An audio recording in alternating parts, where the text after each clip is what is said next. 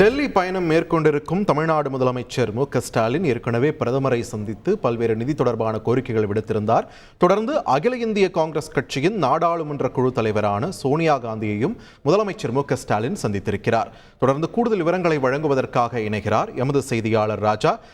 வணக்கம். சோனியா காந்தியுடனான இந்த சந்திப்பு வெறும் மரியாதை நிமித்தமான சந்திப்பா இல்ல வேற ஏதேனும் முக்கிய விஷயங்கள் பேசப்பட்டதா? முழு விவரங்கள் என்ன ராஜா? வணக்கம். தமிழக முதல்வர் ஒரு நாள் பயணமாக டெல்லி வந்த நிலையில் இன்று காலை பிரதமர் நரேந்திர மோடியை சந்தித்தார். அதற்கு முன்பு இந்திய கம்யூனிஸ்ட் கட்சியின் பொதுச் செயலாளர் டி ராஜாவும் தமிழக முதல்வரை சந்தித்து பேசியிருந்தார். இந்த நிலையில் தமிழக முதல்வர் மு.க.ஸ்டாலின் டெல்லியில் காங்கிரஸ் கட்சியின் மூத்த தலைவர் சோனியா காந்தியை சந்தித்து பேசியிருக்கிறார்.